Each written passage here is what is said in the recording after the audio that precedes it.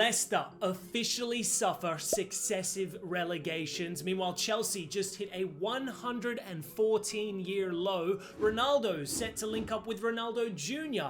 And just 2 months since Sterling joined Feyenoord, he's already on his way out. This is DMAC Daily. There is a cruel irony that leading into the decade anniversary of Leicester winning the Premier League title, one of the greatest achievements in all of football history, this recognition of greatness will coincide with that same very club in a state of unprecedented turmoil. But how did we get here? How did an FA Cup winning side back in 2021, who made a European semi-final the following season, end up in the third tier of English football just a few years later? Well, the 22-23 season saw a stark contrast in on-field performances. Brendan Rodgers, who had done an exceptional job prior, winning 2 trophies and finishing inside the top 10 in each of his previous 4 seasons in charge, would go on to face the sack in April that campaign, as Leicester were stuck in the relegation zone. Dean Smith took the reins temporarily, but was unable to avoid the dreaded drop from the Premier League. Yet the following season, Leicester went straight back up as championship winners under Enzo Maresca. He then left for Chelsea, Steve Cooper was appointed, and a big summer spending spree followed. However, this recruitment initiative failed to bridge the gulf in class between the top flight and the second tier. Leicester were out of their depth and relied heavily on an aging Jamie Vardy up top. By December, Cooper was sacked in favour of Ruud van Nistelrooy, yet he was unable to steer the sinking ship either, and Leicester were relegated once again from the Premier League. Financial woes meant they then had to sell heavy in the 2025 window. 10 players departed, including club legend Jamie Vardy. But with the highest wage bill in the Championship alongside the 4th most valuable squad, they were still expected to be one of the league's better performing teams. They'd also brought in a promising young coach in Martí Cifuentes, who'd done a great job at QPR in recent years. The pre-season goal was promotion to the Premier League. Yet by early January, he was sacked with the club sat in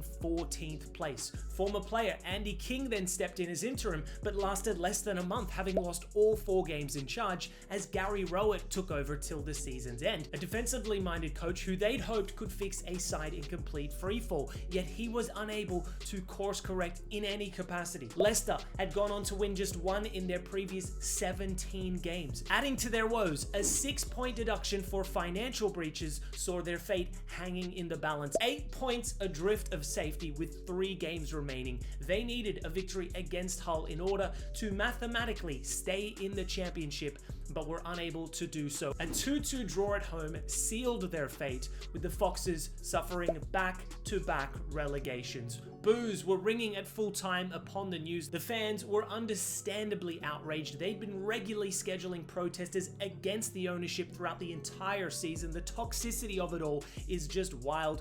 One of the worst falls from grace in recent history. Speaking of toxic football clubs, and Chelsea were back to their usual tricks today. A fresh 3-0 thumping away at Brighton, a result that sees the Seagulls overtake Chelsea in 6th place. It's the Blues' 5th straight Premier League defeat now, without scoring a single goal in the process. I believe the last time this happened was 114 years ago. The Titanic hadn't even sunk yet when this last happened. Truly abysmal statistics. Prior to this clash, Raheem stated, "We need to arrest this run of form." He was wrong. We need to actually arrest him after that calamitous showing. This back 3, back 5, whatever you want to call it, with 2 DMs, was somehow the most defensively atrocious display I've seen all season. Brighton were picking them apart for 90 straight minutes, but to be honest, I knew Chelsea were cooked the minute that lineup came out. This man thought it was a good idea to play a front 2 of Pedro Neto and Liam Delap, neither of which have scored in their previous 17 and 13 Premier League games. Our saving grace was bringing on Garnacho at halftime. Look at our bench too. £2 billion spent for that bench. All I can do is laugh at this point. The state of this club is something else. It can't go on like this, can it? It's even funnier when you realize we gave Raheem a 6.5-year contract. I am truly astounded at the comical levels of incompetence from this club. The Spursification of Chelsea has fully arrived.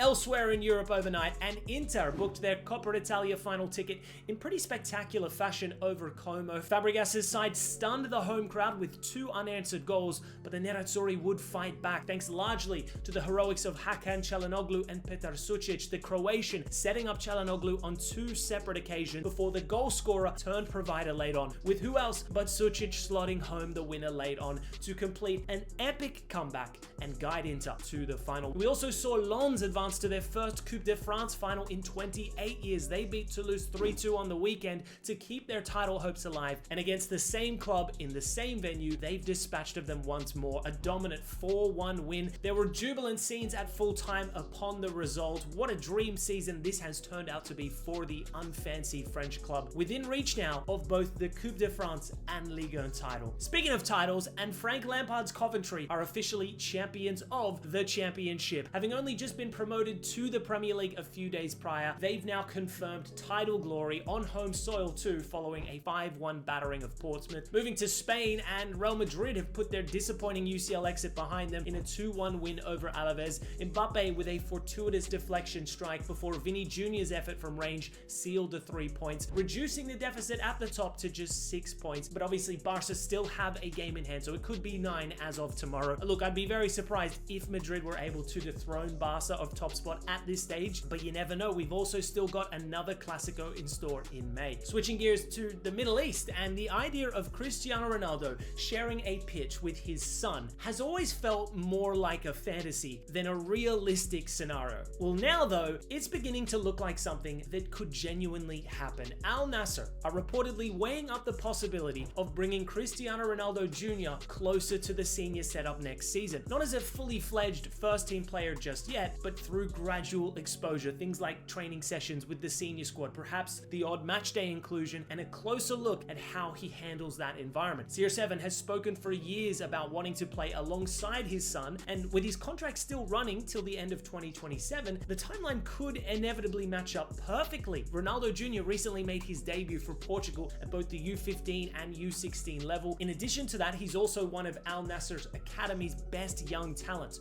Just last week, he even scored a hat-trick for their U16 team, the pick of the bunch being a brilliant free kick on the edge of the box. That being said though, the jump to senior football, particularly in a league that has become increasingly competitive in the last few years, is not a small one. I've seen quite a bit of Ronaldo Jr. over the past year or so, and whilst there is genuine talent there, his athleticism is nowhere near that senior level required just yet. Sure, at 15, he's by no means fully developed. He can gain that explosive speed tomorrow, but at this stage, I think he's a long way away, and I'm certainly not expecting the second coming of CR7 if he becomes a senior pro. That being said, a father-son pairing at this level would be unprecedented in the modern game. The marketability of the CR7 brand would be absolutely insane, but till then, the father-son link-up remains a possibility rather than a certainty. Moving back to European football news, and Raheem Sterling's career has just been dealt a fresh blow upon the reported news that Feyenoord have no intention of renewing his contract beyond this season. Remember, when he arrived in Rotterdam back in February of this year, it was supposed to be a bit of a career reset, an experienced winger dropping into a new league to rediscover rhythm after a 9-month hiatus from kicking a football. Well, instead, it has only reinforced just how far his level has slipped. Sterling has struggled for regular game time since arriving, managing just over 300 minutes in the league. His output has also been minimal, just 1 assist to his name, and the initial optimism around his signing has quickly faded. This short-term deal was supposed to be an audition of sort, one that could secure him a future contract elsewhere. Perhaps another Premier League club would take a gamble on the experienced winger from next season onwards. But now, his stocks are at an all-time low. Sterling has looked like a player searching for sharpness that simply hasn't been there for some time. Questions around his physical condition and match readiness have led many to believe his career is on its final legs. What I find most fascinating about Sterling's situation isn't just the drop-off in performances themselves, but the sheer speed of it. Sterling hasn't eased into decline like your typical pro approaching his early 30s. He appears to have lost his explosiveness, dribbling, and also end product seemingly overnight. It's just wild to think that this is a player who,